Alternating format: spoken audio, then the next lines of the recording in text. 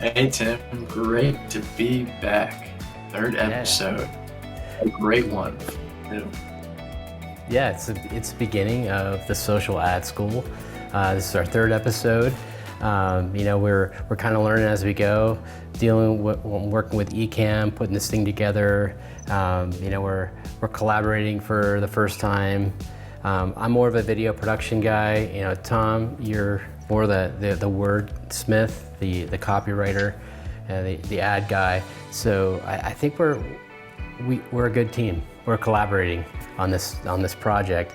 But really what the Social Ad School is about, what Tom and I have been working on is a place to help small businesses, to help ad agencies, people who are in the space of marketing and ad creation, is to have a place where we can all get together and figure out new techniques, what's working, what's not, and just have a conversation about this vast space called social ad space.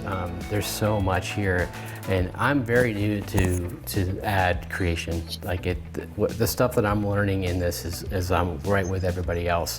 I'm like the student, and Tom, he's more like the teacher. Yeah, I think the most important takeaway from this podcast is we want to give you actionable content that you can use after every episode, that I use and that Tim uses in our own businesses and our own work life. I'm full-time at an agency right now, so I'm no longer freelancing. But these are still the tips, tricks, the behind the scenes, whatever you want to call it, stuff I use every single day to help me, write the best ads I can and perform the best work for my clients. So this is just me and Tim dishing out what we know to you. And we want to make it as easy for you to use right away. And we really hope you get a lot of benefit from it. And I'm super stoked for this show because it's exactly what I need to hear right now. We're coming into the Christmas holiday season. We're just like a month and a half away. And everybody's kind of in the ad mode right now, or they should be. Ad mode could have even been a couple months ago, but right now we're heading into the holidays. And what we're talking about today is super foundational. If you don't get this stuff right, it can mean a lot of money left on the table. It could be a lot. There could be a lot of frustration, and even some envy. Talk a little bit about envy. It's like if you see your competitors doing well and you're not. I mean, why is that? Don't let that envy get to you. Switch it around and figure out what is your market doing, better than you or worse than you. And today we're talking about how to do the foundational market research. Yeah, we're getting in real deep into stalking your competition. Yeah. So this is kind of like a cool stealth mode episode type of deal. But so this is part of the general picture of research, but it's a crucial aspect really before you write and launch your ads. I think you'll like it a lot. Okay, with that, let's get into the show. Stalking their ads. Tell me, what does it mean to stalk an ad? Yeah, stalking an ad is literally just seeing what ads are working in your niche, in your marketplace, I guess. So for Facebook, there's a great tool called the Facebook Ads Library, which you literally just Google Facebook Ads Library, and you can search your competition. It's as simple as that, and all their ads that they're running on Facebook will show up. Now, the downside is, excuse me, it's not going to show the results of the ads, but you can see literally word for word all the pictures, the video, what ads they're running. It's as simple as that.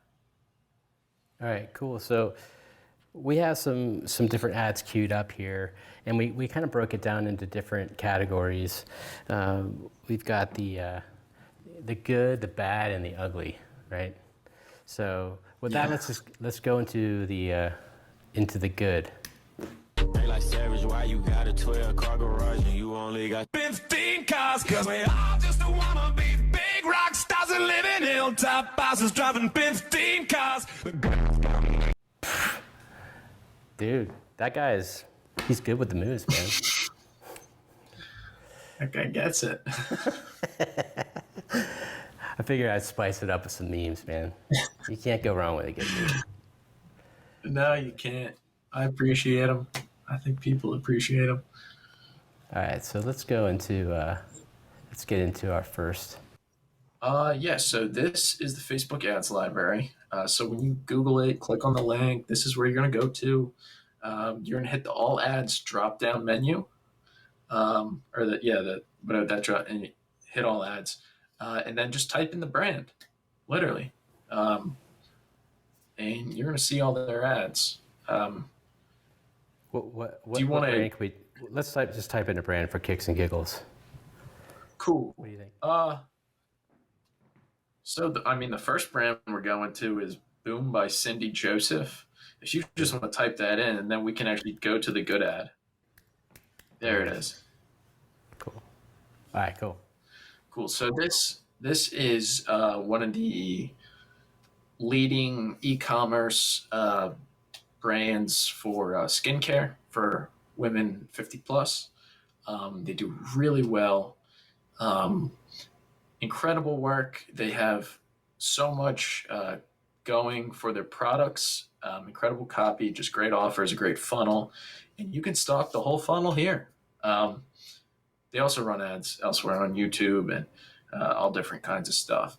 But so as you can see, they're running, 30, 40 plus ads. Okay. And if you're a skincare company, you're going to follow every single ad and you're going to pick out what, they keep playing over and over again because it's probably working. Right. So for me right now, it feels overwhelming.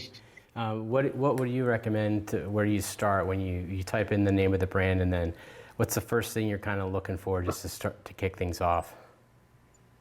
Yeah. So first thing, I'm just looking at length of the ads. Are they using videos? What kind of images are they using? So I'm really just going to simplify this process.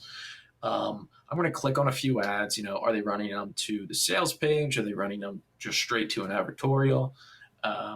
That type of deal. So just real basic stuff, maybe get a feel for their funnel, just get a taste for like what kind of language they're using, what kind of hooks they're using. You don't really have to comb through the copy just yet. So once you kind of have a general idea, so as you can see with a lot of these ads, you're using, really, beautiful older women with like really good skin complexion. Product demonstration is huge because their products have so much built-in curiosity. So you would make note of that. You would say, their products, they don't have to use as much curiosity in the copy because they have so much curiosity built into their product, that type of thing. So you just, piece by piece, just start making notes, this is always here. So it's not like you have to do this all in, 10 minutes, you can just work through it as you go and stalk, the other competitors. And, but anyways, you can literally click on an ad and it'll take you to the sales page or the advertorial. You'll get a feel for their whole funnel. Ads. You can play the videos, but so what? See ad details. What's ad details? What does that do? So that'll just bring you in closer to the ad. You'll get to see the headline. And then learn more. Click on that. And then click on that, cool. And that'll take you. Yeah. So there. Now you see the whole funnel for that product. Cool stuff. No, that's really helpful. Oops. Yeah. Yeah, it is. I mean, I use it every day. Literally every day. Should be your go-to spot. Cool. So anything else about this? Let's look at a bad ad. Yeah. Do you want to bring up that dog food? Okay. But first, we're going to be interrupted by a very bad meme. Here we go. What? No pomegranates! No pomegranates! None!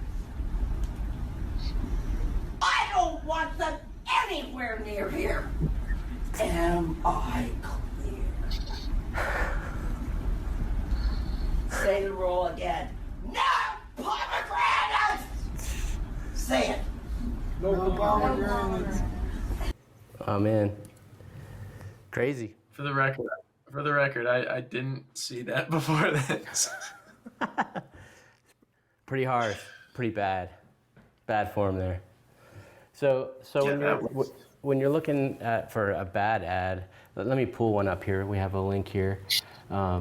Yeah. What are you looking for? What makes an ad like just totally suck? Yeah, so obviously you don't really know if an ad is going to work before you test it, but there are indicators that some ads do stink. Okay, I'm not trying to be mean here, but there's classic e-commerce ads that most e-commerce businesses use, and it's kind of generic. And this is one of them. And then we got another one for you too. So yeah, as you can see here, forgive me, I'm going to look into my computer screen just to read the copy a little closer. But Which ad do you want you to just look for? have, Do you want to just go in? this one's perfect because they're all just the same. So what they're trying to do is they're trying to position themselves as, the best dog food. But the thing is, and this is a cold traffic ad, I really don't know who you are. I don't know. You just said we are the #1 vet recommended fresh dog food for a reason. What's the reason? Were you, on CNBC? Was this on Shark Tank? Was this in Dog Food Magazine? Was this sponsored somewhere? They just made a claim and didn't really back it up. And then give us 2 weeks, we'll change your dog's life forever. Once again, it's kind of general. Like, is the dog going to be healthier, or is the dog going to be cured of heartworms? Like, what is like? This is just general, vague copy. This could be for any dog food brand. That's what makes it bad. It could literally be for any dog food brand. So they're running like why the same thing just copy and pasted? Is that a waste to do that? Well, so what they're doing is they're testing different headlines or different. So they're keeping the body copy the same, and they're just testing headlines. Or Okay. they're keeping the body and headlines the same and testing different videos. Okay. And so, yeah, what you have here is you have a lack of voice in a company. That's a scary thing, especially in a world of Facebook where it's all clutter. Everyone's just nagging at you from every angle. You got to have something that sets you apart from the competition. Another thing is those first few lines in a Facebook ad really need to call out either your pain point or I guess your dog's pain points. I'm not really sure how I would put that, but or trigger some sort of belief. Nothing does that in these ads. There's nothing that really gets my attention. It makes me want to keep reading, makes me want to click. They just told me they're the best. They didn't give me a reason why. They just said we're the best for a reason. Yeah, just saying And then just starting out an ad with "we" is yeah. nobody cares. No one cares. No one cares about you. You got to say something about them without actually saying you. As a cold ad, that's kind of the trick with cold ads. And so that is my assessment on the bad. Right. Do you want to go over to the ugly? Let's do the ugly. It's a very similar. The ugly is very similar. Okay. Once again, it's a dog. Whoa, that's ugly. I don't know how that got there. All right, cool. So as a side note, I couldn't find a good dog food company advertising on Facebook. If you're out there, actually, please let me know. I'd be very interested and love to do a video for you promoting you or just giving you a breakdown as to why your ad is working great. But if you advertise dog food, there's a massive opportunity on Facebook, because if you have a voice, you could do really well in this niche. You really could. So here's another company. So they're running Black Friday deals. If we could find one that isn't a Black Friday deal, well, I think there's one in there. Might be at the bottom somewhere. But as you're going to see their copy is, I think that's another Black Friday. Their copy can be, that one on the right. Their copy can go for any. This copy could have gone for the other dog brand. Yep. The other copy could have gone for this dog brand. They're interchangeable. Yeah, I get no sense of who they are, what they like, what separates them. I don't feel anything. What makes you different? Are they a laboratory? Yep. Do they only deal with Labrador retrievers? Literally. Yeah. Now, what makes these? I think ugly? it's. They do. Yeah. So a lot of I put this as ugly because a lot of their time and attention clearly went into the imaging, and not the copy. Yeah. That's like one of the, it's very first things that you can do wrong for an ad is not focus on the copy. The copy is everything. The copy is king. Now in Facebook, the image is also so important. I'm not going to sit here and say the image isn't important. It is super important. In fact, you need a good image in Facebook these days. That's true.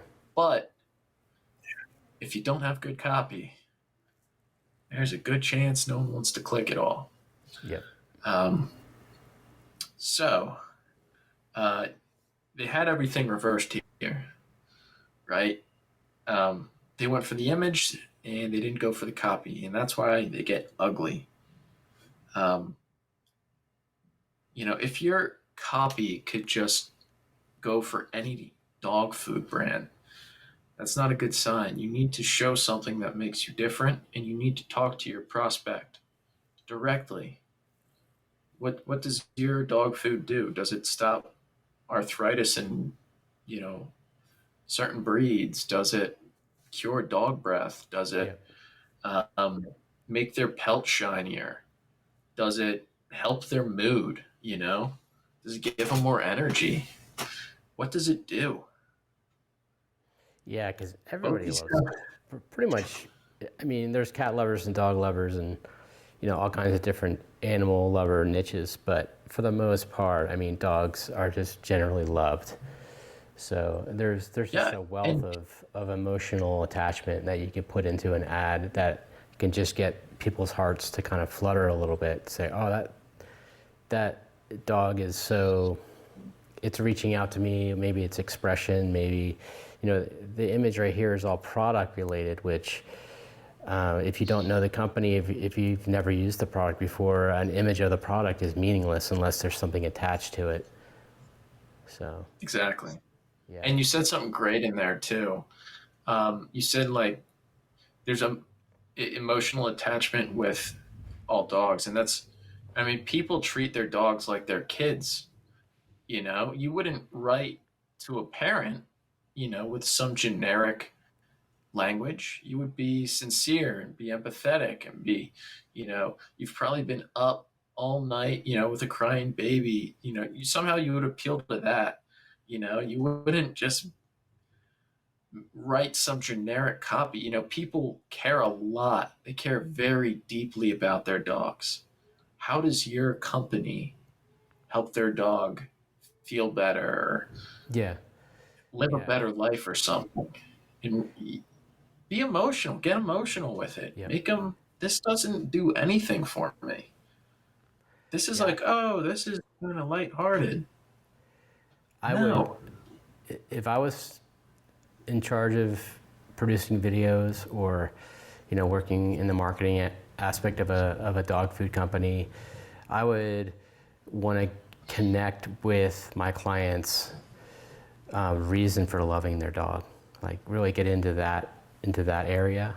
like what gets them so stoked to go for a walk with their dog, and think about the rewards associated with companionship and the way a dog can sense everything that you do. They're super connected. I mean, I have dogs, and we raise Shelties, and I mean, there's definitely a connection there, and we love it. So yeah, I can't believe these guys don't get it. But Yeah, it's apparently the and dog this food isn't. niche is wide open. Yeah, I'm sure there's plenty of marketers who, succeed in other spots, maybe YouTube, or they run different funnels in this niche. But this isn't just particular to this niche. This is pretty common in a lot of e-commerce businesses, and it's not. It's just they just don't know. Um, they just don't have someone who really knows how to capture their brand story to connect with their buyers, and that's really what it is. It's a simple fix. I mean, if you know the right people, um, but it does breed a lot of opportunity, and that's kind of the bright side of this whole thing. This isn't, we don't want to trash the brand because I'm sure they have a wonderful product. Um, it's just, when it comes to running ads, if you want them to be successful, it's so important to actually connect with what your audience wants in a meaningful and emotional way.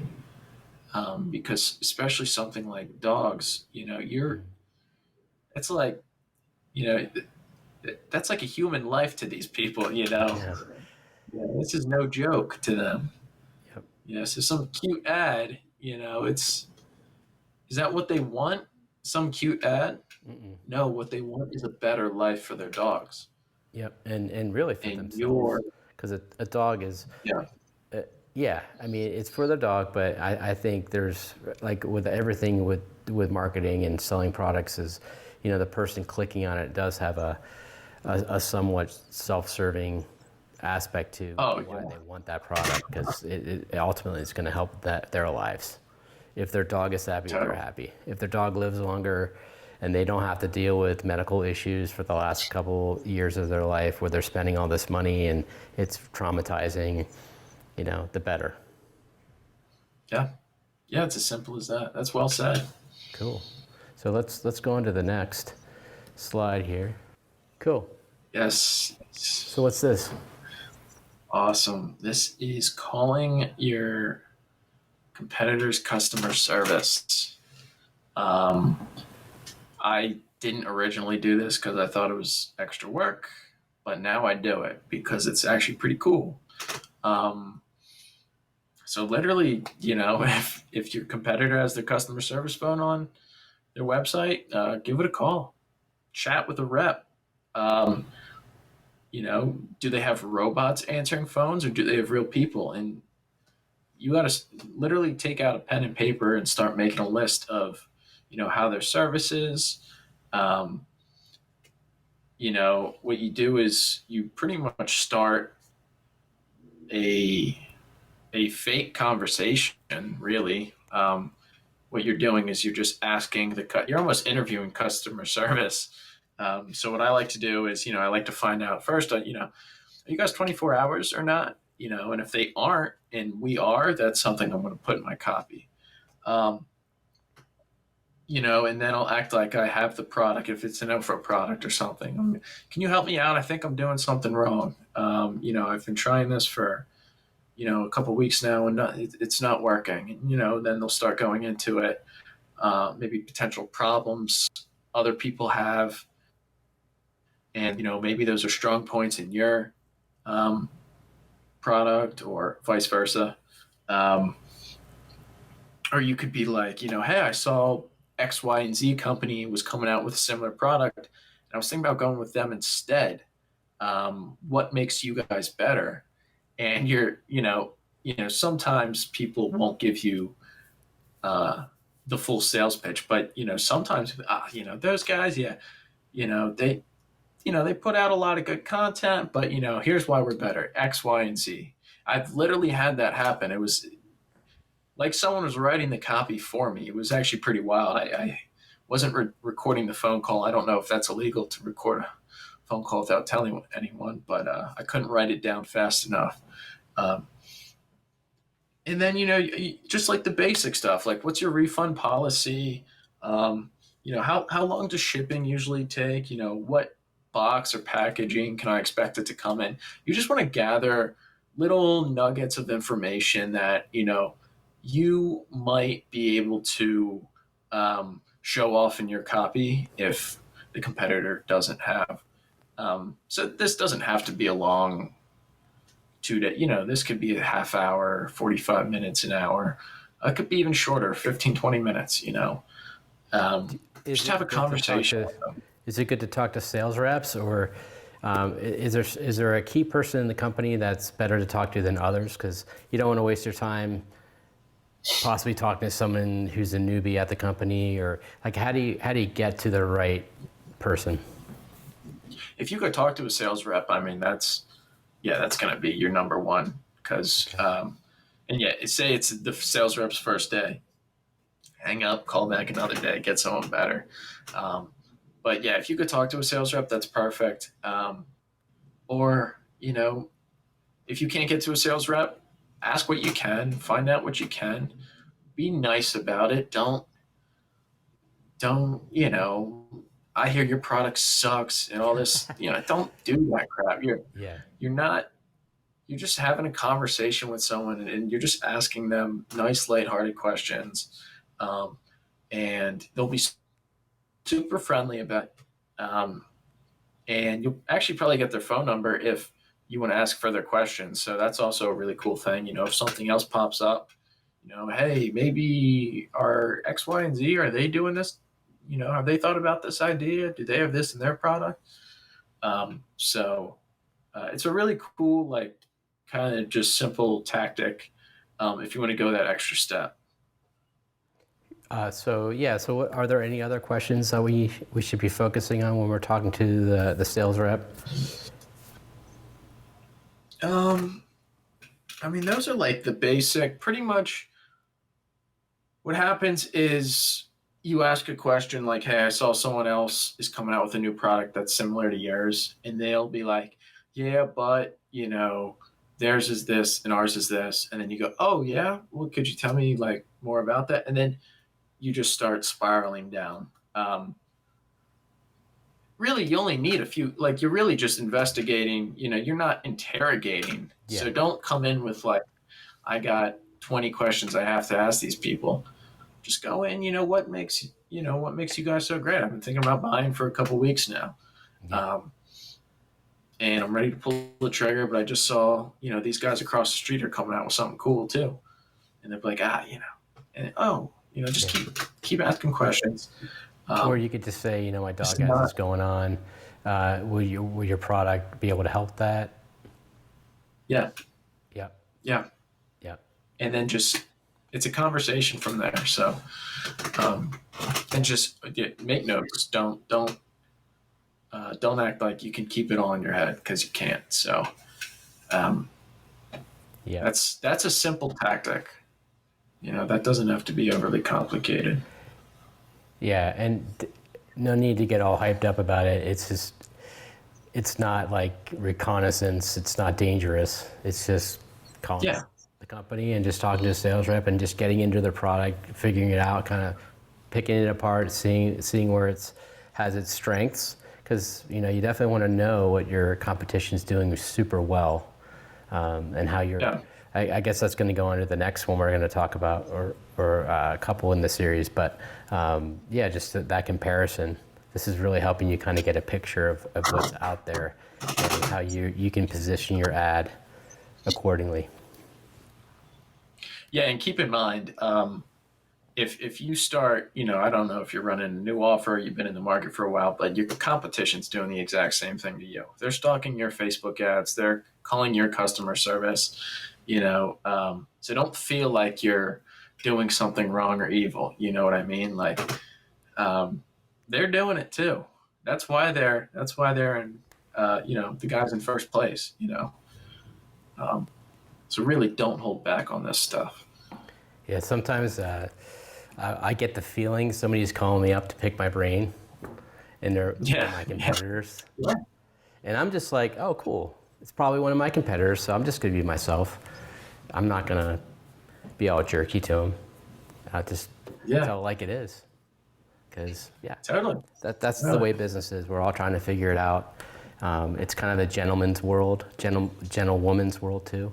You know, it's like we all kind of understand that we've got to figure this stuff out, and we're willing to kind of play the game, right? Yeah, and the best ideas win. Cool. So yeah, let's go on to the next here. Let's see. All right. One of my favorites. Stop the reviews. Yeah, this is gold. This is gold. Also, super simple. So when you're doing your research, you should. Jay Abraham, I think, calls it the Amazon School of Copywriting, where you go on and you just look at reviews, Amazon reviews for your own product and competitors' products, pretty much. And so this is what you're doing. You know, you're just going on Amazon, looking at your competitor, and seeing what people are saying about it. Oh, this is wonderful because this product lets me do this in this amount of time. Or, oh, this was terrible. It didn't even help me at all. I couldn't even get off the ground with this, BizUp product, So you're really looking for the positives and the negatives of the companies you're competing against, really. And it's so simple. I mean, you sit in your room and you just scan through Amazon reviews. It's not complicated. There's nothing unethical about reading your competitors' Amazon reviews, and you can learn so much about them. Someone might say, "Oh, I felt like this was a really good program, but I felt like they were missing the whole part about taxes. They told me how to start a business, but I don't know what to do with my money after I brought it in." So that could be like a highlight for your product. So really, and it's a matter of scanning a lot. You're not scanning one or two, you're scanning 50, 100, 200, but so the key place after a while, where are the places to look? Like, I know Amazon's cool. What else? Are there any other spots? Amazon's cool. Yelp is fantastic. Quora, however you say that, that's got reviews. Reddit, also cool. You could just, Tom and Tim podcast Reddit. See all the people blasting away, Let's go to a review for we have a Rich Dad Poor Dad book queued up here. So what's going on with these reviews? Yeah, so if you are, say you want to get into the financial space, and I don't know who he targets. I believe it's like, married people or parents or whatever. You want to compete against Robert Kiyosaki, who is one of the top dogs in his space. This is like great to see everything. So you can see, obviously, he's got a ton of 5-star reviews. So you can see go to the king of your industry and check out what people are saying about him or her. Yeah. And cool. And you literally just start going through. Start off with the 5-star reviews. It's going to make it seem like this guy has made the perfect product. Just go through it all. Not all, but, go through a bunch of them, because there's 62,000. You don't have to go through them all. Yeah. And literally, you're just looking for language, I followed this advice in the book and now have 15 rental properties paid off free. Right? Yeah, so that's like a headline right there. Exactly. Yeah, so people in this niche probably want rental properties. They want passive income. So second review in, we already have information. And then what you're going to do is you're going to go through a bunch of these reviews and you're going to start seeing common threads. There's probably a dozen or 2 dozen more people talking about rental properties, and you just start piecing together different things people want, and then you do the Yeah. same, except for negative reviews. There's Assets probably put a money. bunch of similar. There you go. Yeah, There's assets probably a put money bunch in of. your pocket. There's probably a bunch of similar negative reviews too. So Let's see what they are. There's only a couple, but 1,000. you know what I found with reviews, and it's something that as a marketer you need to be aware of, is setting the right expectation. Because you could have a book that is killer, and it's well written, and it really communicates effectively. But if you're setting it up to be for a different audience than what you're writing about, or if somebody comes to read that book and they expect it to be about dogs and it's actually about cats, or how dogs and cats work together, and you're like, screw this, man, I love dogs, I hate cats, and then they're just going to give like a ballistic review that just completely blows you up. So yeah, a message to authors out there: get your messaging right and your marketing down, so when people buy your book, they know exactly what they're getting, and your reviews will reflect that. Yeah, so that is one important note when you go to 1-star reviews, because a lot of people think they're getting something else. I thought this was just a book about real estate. Yeah. Nope. Never I said didn't care that. about his grandma. I didn't care about his grandmother's wisdom. I wanted to know about. Yeah. Literally. So you don't pay attention to those reviews. You're looking for We got a end cap review. Yeah, so these are the types of reviews you kind of want. Highly emotional, charged, and just get a feel for it. Get a feel for the market. Get a feel for what people are hating. Same way you get a feel for what people are loving. And it's just going to help you get to know your niche. It's going to help you get to know your competitor inside and out. Huge advantage. So here's a 1-star review for, who's this for? Okay, it's still for Rich Dad Poor Dad. Okay. Oh, yeah. Yeah. Cool. Let's see. What about Yelp? I think that's Yelp. Yeah, let's go to Yelp. Yeah, we had some Yelp. And that's the thing. Small business owners, like, if you own a restaurant, you can do this stuff too. Or you open just a shop. This isn't just, email or Facebook or, online marketing. It really works. You should be stalking your competitors, whatever business you have, really. Yelp is You want to open some Italian. It's different than like an Amazon review, because it's almost like you get your own page to customize. You get to put pictures, video. You have a little bit more control over what's going on a Yelp page. So the reviews are probably the most gold, right? I mean, Yeah. People just go right. Yeah, they're actually they're pretty honest, like pretty emotionally charged. Like, there's a lot of gold in Russia. Yeah, and you can literally see if your competitors are struggling, or where the weak spots are. Obviously, a lot of it is open to interpretation, but you can get a general feel for what people like. And once again, you're just putting common threads together.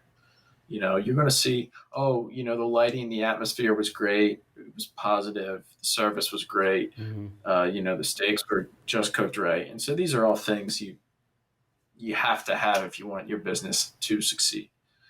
And then you go to the negatives and just make sure you're not doing that. It's, now, could you use your own reviews to write your own copy? Like, because you're getting it right from your audience's mouth, word for word, what they love. So, what do you think? Yeah, literally, totally. Yep, that is a marketing. That's a copywriting trick. Okay, cool. Yeah, People are telling you what they love. People are telling you what they want. Why they had a great time. Totally put that in your copywriting. Put it in your marketing. Don't put your in. Put your stuff in. Cool. I guess you could put here- your competitors. Here's a negative one. Okay, went there today to grab lunch, sat in the bar, waited for 15 minutes. When I finally asked the bartender, could I order some food? She was rude. I won't go into those words there. Got me drink wrong and slammed it in the sink. I got up, canceled my order, and walked out. Never going there again. Wow. Yeah, so you could be like, don't you hate it when you go into a bar and have to sit and wait 15 minutes only to be ignored, and all you want to do is once you get your drink, you just want to throw it out, throw it at the wall. Yeah. Oh, Dude, that's it's awesome. like, It's right there. there's an idea right there, literally. It could be on a postcard, that could be in an email. That took 2 seconds. Would you rather throw your drink back your throat or on the wall?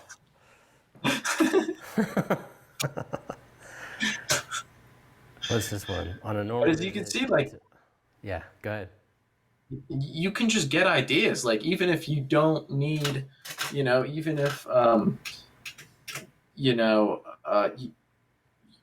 you're trying to, labor with, a full sales page, or you don't know how to write the Facebook ad, at least you have ideas, like I literally got an idea in 10 seconds. It really, it's a great place to stalk. It's going to help your marketing out. I'm going to get a little philosophical here because I also do art and music and just involved in the creative space. But when I'm going through a rut creatively, the best thing I can do is like go outside and take a walk with my camera and just start taking pictures. I have to get outside of myself to get inspired.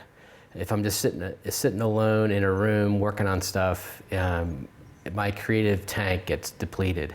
And the same way with writing copy, or if you want to put an ad together, like what we're just talking about today, is get out into reviews, get out into your competition, into their space, get into their heads, see what they're doing. You can't just be in your head with marketing and with advertising. You got to get out. Yeah, there's kind of like this idea, like there is a lot of creativity involved. Yeah. But you really don't have to be that creative either. Like, I don't consider myself the most creative person, but I can go through, 100 different Amazon quotes or reviews and come up with 5 or 10 good ideas. And that's not me sitting alone with a pad and paper thinking of things, being creative. That's me just actually putting in work and using the resources I have to just spark ideas, and this really isn't complicated stuff. Like it doesn't have to be that hard. And I think I think it'll be really easy and beneficial for everyone. All right, good. Let's go here. So how do you document your research? Do you have a method? Because it seems like you could just be generating so much content and that you could get lost and forget where the stuff is, or not know how to track it. Or what do you do to keep track of it all? Yeah, you got to have a system in place. If you don't, you're going to do what I used to do, which is just have a Word document, and it's going to be a long document, which I guess, does work. I use an Excel spreadsheet. So there's different tabs on the bottom. And one tab is competitor research. And then, I have the link for whatever site. So Amazon, 5-star reviews. And then I'll put the quote of the review in one of the Excel squares. And then I'll kind of break it down a little more. But yeah, I keep everything together in an Excel sheet. Do your best to keep the stuff organized because you know, it can add up. It can be dozens pages. If you get into long form sales letters, you could have 100 pages of research, maybe even more. Wow. Yeah. So do your best to create a system for it. Create an Excel spreadsheet. Or honestly, whatever works for you. But yeah, I would suggest keeping it organized. All right. So number 4 is compare yours with theirs. Yeah. Yeah. So what you're looking for here is basic ad structure. You're looking for what images you thought looked or you thought would work well versus what they're using. What kind of hooks are they using? What kind of headlines are they using? So when I talk about ad structure, if you go on a Facebook ads library and your competitors are using just a paragraph of text, that's not very readable. So you're looking for, are they using 1 to 2 or 3 lines at a time? Are they using emojis? Are they using bullets? So this is kind of literally the skeleton of the ad. We're not getting into the words. We're literally getting into what the copy looks like, not how it reads. And then from there, then you get into readability. So read their ads out loud. Do you stumble? Is it crystal clear? Like, is it like, oh my God, that made me want to click? So just get a feel for, what are they doing? Do they have spots that are hanging you up? That type of deal. Once again, not complicated stuff. Just look at their ads, read them, see what they're doing. What can you do better? Then check out their images. How can you make these more compelling, more appealing? Do these make me want to click? That type of deal. Another thing. Are they using long or short copy? So it's like the dumbest debate, does long or short copy somewhere? It depends. Like sometimes long works, sometimes short works, sometimes medium works. It really depends. But if everyone in your market is just giving you 2 lines of copy, then saying click here, either as long copy does not work or because no one has tested it. So could be something to test out. What kind of headlines are they using? Are they using curiosity, benefit plus curiosity, proof? Are they saying like as seen on Shark Tank, as seen on CNBC, that type of deal? Are they using video images or video images, still images or video? A lot of people, the copy up top doesn't do the heavy lifting because they have a video script written, and that does most of the selling. And that's perfectly fine. That works well if it's a good script with a good video. So really, you're just putting your ads side by side, or you're putting your ideas next to their ideas. Once again, this doesn't have to be like a laboring process. You're just kind of, dissecting like, okay, I've seen this ad. This ad's been running for a year and it's only a 5-line ad. Like, how can I make it better? And then kind of give your version of it. Don't copy what they're doing, but give your take of their winning ads, that type of deal. So it doesn't really have to be a complicated thing. Does that make sense? Yeah, totally, man. Yeah, Okay. You've got to know what's out there. You got to know how your product stacks up, and not only just from a functionality point of view, just how well that you're connecting with your audience, and then how well they're connecting with their audience. What are their strengths? What are their weaknesses? So you're just accumulating all this knowledge, and you're realizing, there's a thread that we can go down that's going to establish a differentiation between our number one competitor that I think we can leverage, or something to that effect. But you won't know that until you really get into the weeds and start overturning rocks and looking a little bit deeper and digging some more, because it's out there. And that's kind of the message of this whole video: is be proactive and get out and find this stuff out for yourself. Because it's there. Yeah. And it's waiting for you to discover. Yeah, It's not hard to find, actually. Just most people don't do it. They're in their head. They think, oh, I know what my customers need. Do you really know what they need?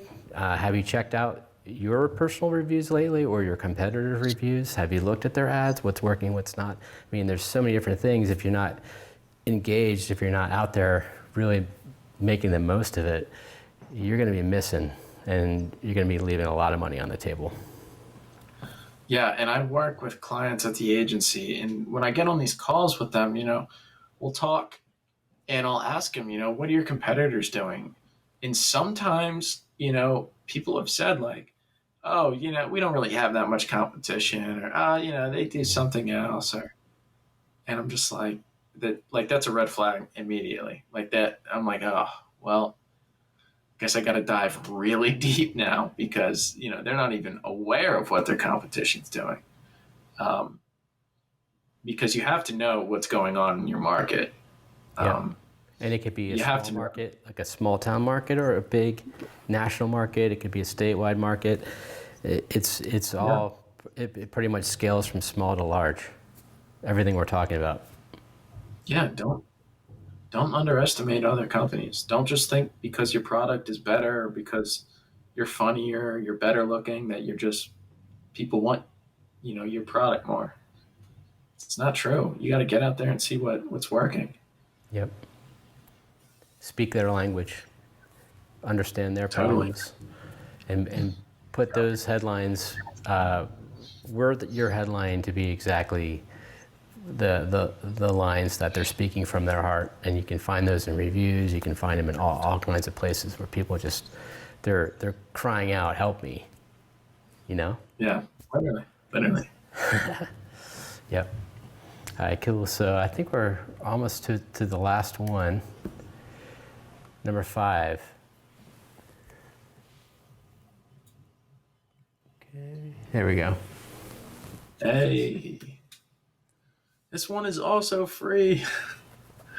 Yeah, so just go to their website, click on their ad. Actually, literally click on their ads. You can do this in the Facebook ads library. Click on their ads. If it takes you to an opt-in page or landing page, sign up. Get what they have to offer, and read it. Actually go through it. See what their content's like.